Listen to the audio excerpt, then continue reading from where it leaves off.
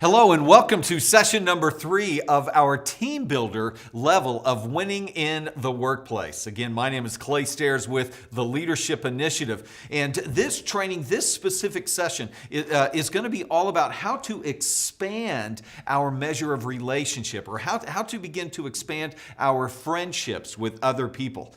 Again, here we are in a worker level. And we want to begin to start that promotion, to start that path of promotion and moving up. And I think it's very, very important, as we have talked about, to make sure that we gather up the skills and the knowledge necessary to be able to gather people around us, to be able to focus on this thing that I call fellowship, as opposed to just looking at this thing called leadership. So as we get into this thing today, I want to talk about how we look at people as friends. How can we expand that thing so we can actually position ourselves to have influence over others? Now, if you remember in our last session, we finished up talking here with sincerity. Relationships always begin with sincerity. From sincerity, we can begin to build our relationships with the purpose of getting to a place where we have permission from those that we are around. We have permission to lead them. When they are saying, yes, I will let you follow me.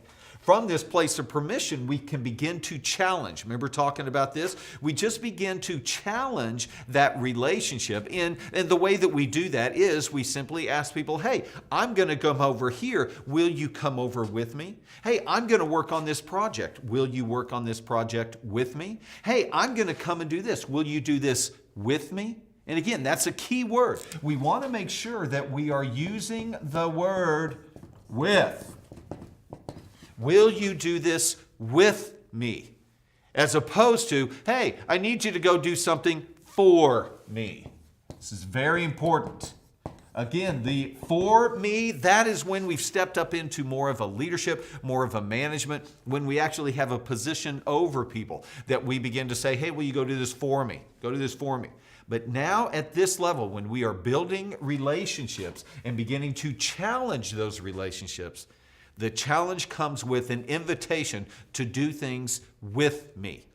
And it can be something very simple. It doesn't have to be this huge project at work. It can be something very simple, like I'm going to go have lunch. Do you want to come with me? Hey, I'm going to do something this weekend. Would you be willing to come and do this with me? Hey, Bob and I are going to go do this. Will you do it with us? But the key word here is beginning to use with in a lot of the invitations. As people begin to respond to this in a positive way and say, sure, yeah, I'd love to do that, then you know that you are growing in your ability to influence others. Again, I mentioned in our last session about putting a girl into a position of management. I made the mistake, and this wasn't even that long ago, but I made the mistake because I had to have somebody in that spot. I made the mistake of putting somebody in that position who people just weren't really interested in doing anything with her. And so when it came to doing things for her, it was much more difficult. And we kind of positioned her for a lot of struggle and a lot of difficulty in that position. And as a result, it caused stress for me and other people and even the company because we had to make a big transition midway because it just wasn't working out. So again, this team builder level is vital as we are in this worker spot and we're wanting to move up the ladder. We're wanting to move up in more and more levels of position, more and more responsibility.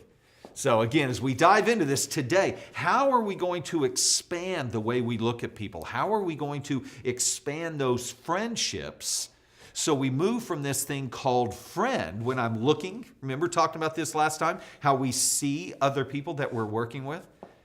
Do we see them as our friends or do we see them as our teammates? It's a big difference. Big difference in the way that we view people between friends and teammates. So here's a couple questions just following up from last week. Number one is, how have you been doing? Since you watched the last session, I don't know, you might be binge watching these things, but hopefully you've had some opportunity between the last session and this session to actually put into practice some of your action steps. So how's that going? Just rate yourself really quick on a scale from 1 to 10. How do you feel like you've been doing with building those relationships? Again, I get a lot of questions on this, and I think that this is a very sincere question. But unfortunately, it's a sincere question. And Clay, how do I build relationships? How do I do that? Again, I think we all know how to build a relationship. It's just, I think that there's a struggle because we begin to see when we begin to think about moving up the ladder, and when we begin to think of this corporate setting and in the marketplace, all of a sudden what's natural to us in building relationships kind of goes out the window, and we don't know how to do it and all that kind of stuff. But I want to encourage you, you know how to build relationships. It's not much difference when we are in the marketplace here. So I've got a few other questions that I want you to respond to here is, what have you done to build trust with those people that you are working with? Again, we're not necessarily in this role yet of manager. We're still the worker. But what have you done over this last period of time since you've watched our last session? What have you done specifically with one person? Doesn't have to necessarily be with 30 people. But with one person, what have you done to build the relationship? To move from sincerity to relationship, from relationship to permission. I don't know, any of these levels to the next level. What have you done? As we talked about too, guys, this is a wonderful thing for marriage as well. Even if you have children, this is a great process that we work through with our children. So maybe it's not even in the workplace. Maybe it's going on more in your personal life with an organization that you're a part of, a church that you go to, or a group of little league kids that you are coaching, or your spouse or your children. Or in the workplace, it's actually going on with your co-workers, the ones that you are in the next cubicle to, or the one that you are serving tables with, or the one that you are selling with and on the phone with. How are you building those relationships, and how is that going? It's very important. I want you to take time to write down, to mark down, keep track of your learning, keep track of your process. The next thing here is how have you identified their drivers?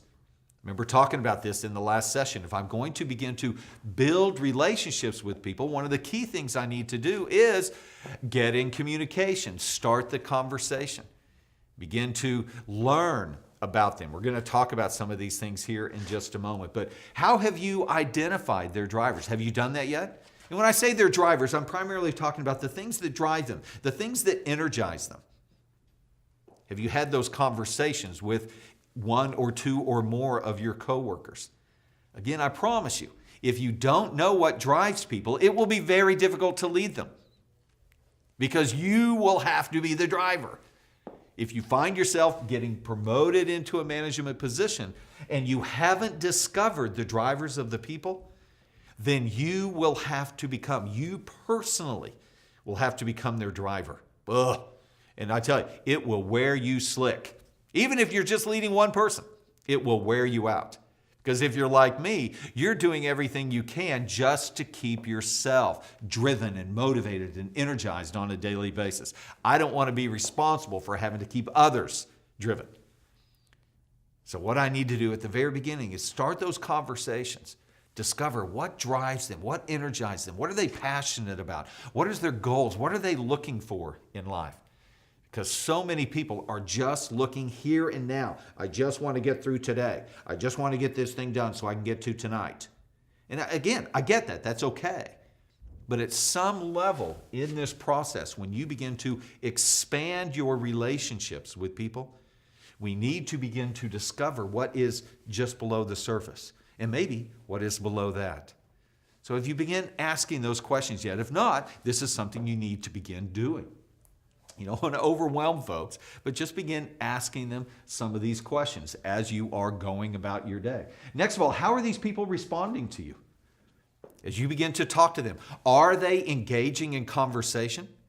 Again, if they're not engaging in conversation, if they're looking at you kind of weird and kind of moving away, then that just lets you know you've gone too quickly. You've moved too fast. You've tried to move to challenge, or what's happened is those questions are challenging the relationship before you've gotten permission. So we just need to slow down, back up a little bit, build the relationship a little bit more, get a little bit more permission so we can ask some of those questions. Again, I know you've been in this position before where you've had somebody that's tried to move the relationship a little too quickly. And you're like going, man, let's slow this thing down. Okay? I know you know what it feels like. All that's happened there is I am putting a challenge on the relationship before I have gained permission. So all of a sudden it's awkward. Okay? So we just want to, if you start noticing that, it's okay. Just back away from it, come back at it another time, building relationships and gaining more permission.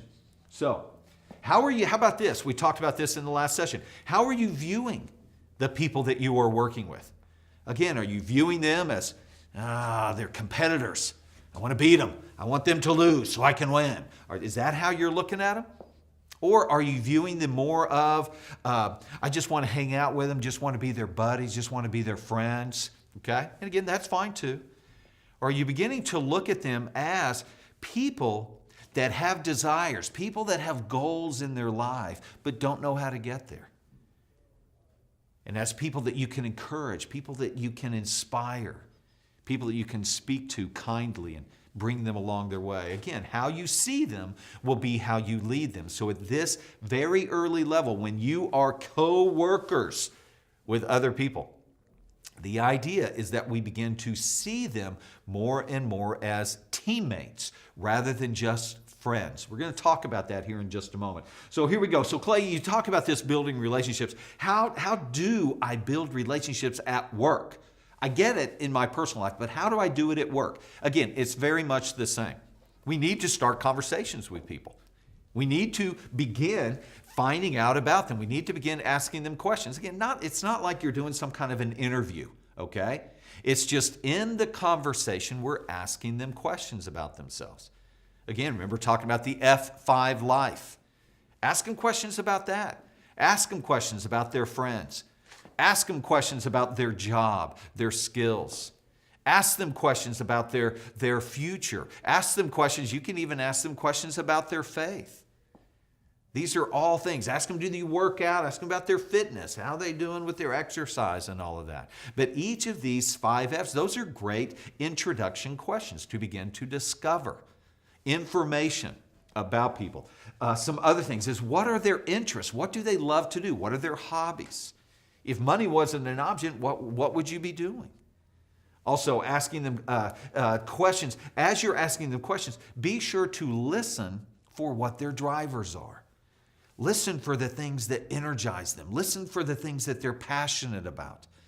It might not be about the job. It might not be about what they're doing and what you're doing together in the job. Their passions might lie elsewhere, but we want to begin to discover. Now, a good way to do that, again, if you begin to feel like they're starting to lock up on you, that's all right. Come back to the relationship. Here's a great way to gain permission with folks. Simply tell them your passions and then ask them, so what about you? Tell them what drives you and then ask them, what about you? Tell them about things that frustrate you and then ask them, does that frustrate you? Again, if you feel like you're not getting permission by just sitting there and hitting them with a list of questions, lead that conversation by, first of all, telling them about you, and then say, well, tell me about you. I've just given you this information about my hobbies. Tell me about your hobbies. I've just given this information about my family. Tell me about your family. I've just given this information about me and my work history. Tell me about your work history. This is a great way to gain permission, especially if you're looking for some of those deeper things. You can start out with, these are some of the things that I struggle with. These are some of the frustrations I have.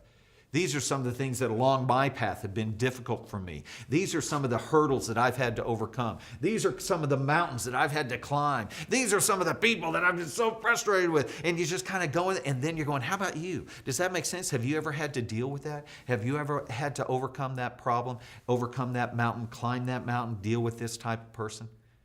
Again, by doing this, by telling them how you have done it personally and what position you have been in and what you have done, you are opening doors of permission to help you move to more of the relationship. So when you say, tell me about you, they will give you permission.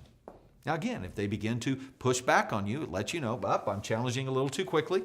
I need to pan back a little bit and not push too much. Okay, so these are great ways. But the key thing, and I wanted to get to this, is discover what makes them happy. Discover what makes them angry.